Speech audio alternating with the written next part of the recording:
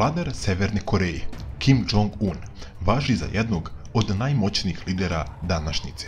Samim tim pored sebe ima ogroman broj ljudi koji ga svakodnevno čuva kao i neverovatna prevozna sredstva poput automobila i impresivnog neprobojnog voza koji koristi na svojim putovanjima u inostranstvu. Kako izgleda sve to i kako čuvaju ovog kontroverznog političara, otkrivamo u ovom videu.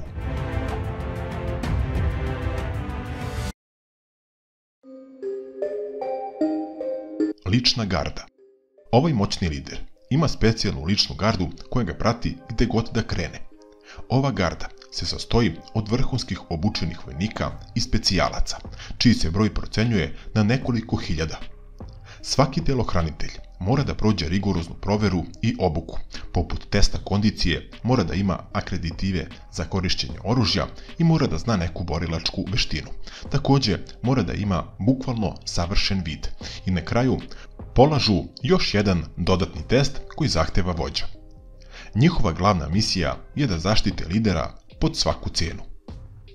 Koliko to ozbiljno izgleda, govori nam detalj kada se susretao sa predsjednikom Južne Koreje, gde ga je u stopu pratila grupa telohranitelja pažljivo odabranih specijalaca, zbog svoje kondicije, streljaštva, borilačkih veština, pa čak i izgleda.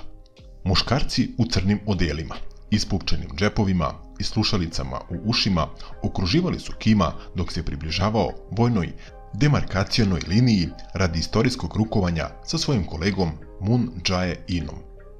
Dok je lider odlazio posle jutarnje sesije razgovora, 12 telohranitelja je džogiralo pored i iza Kimovog službenog auta, kako bi formirali živi štit. Kako izgleda sve ovo i u čemu se vozi Kim, govorimo nešto detaljnije u nastavku ovog videa.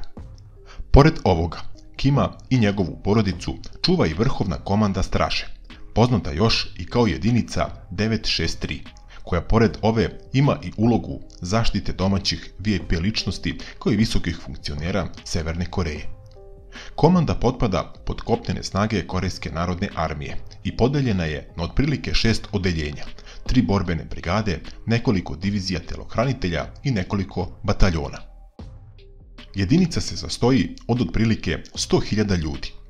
Komanda ima kampove koji se nalaze širom zemlje, obično u blizini službenih rezidencija i snažno je prisutna u Pjongjangu. Zanimljivo je da nove regrute za gardu traže u srednjim školama i preduslov je da dečaci nemaju ožiljak na licu i da imaju dobro proporcionalno telo. Zatim se potencijalnim kandidatima briše njihova porodična istorija, dobijaju poseban ID broj dok se svi ostali zapisi brišu i kontakt sa porodicom je zabranjen.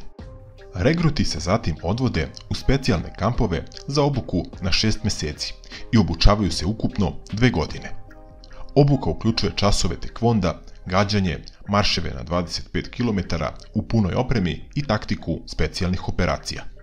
Ova jedinica je inače učestvovala i u Korejskom ratu, a koliko su detaljni i organizovani govori i činjenica da se tokom skorašnje Kimove posete Rusiji, stolicu na kojoj je trebao sesti Kim, proveravali detaljno više desetina minuta.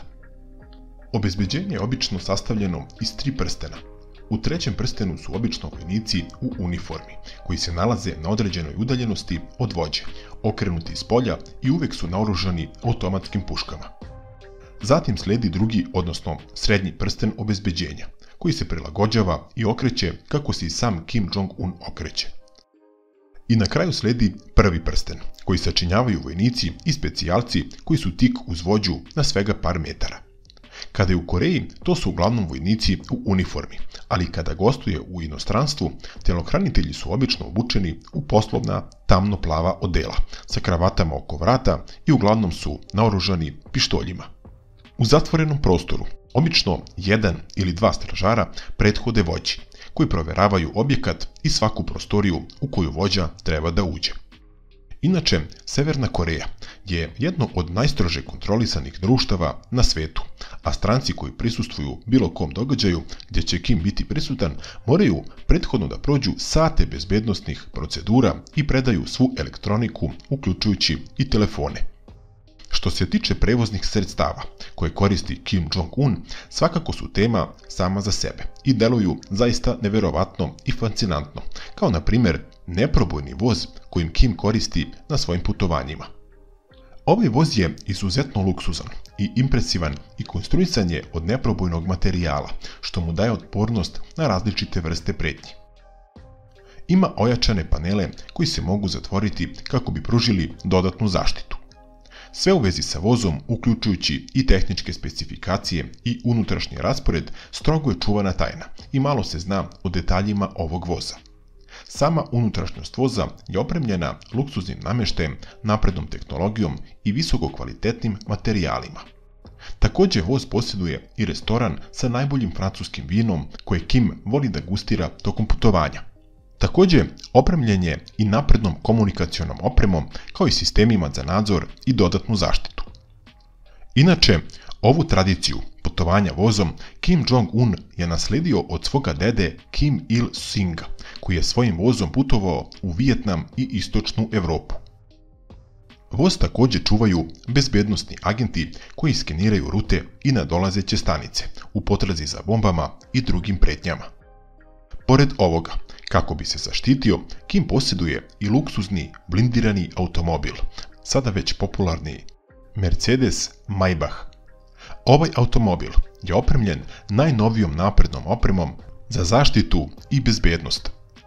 Pod tom opremom spadaju zatamnjena neprobojna stakla, blindirani spoljašnji paneli i ojačani pod koji je dovoljno jak da izdrži i najjače eksplozije. Posjeduje V12 motor sa turbopunjenjem i snagom od 530 konjskih snaga. Unutrašnjost automobila je opremljena luksuznom glatkom belom kožom sa puno prostora za noge. Zbog svega navedenog, ovo vozilo vredi čak $1,5 miliona.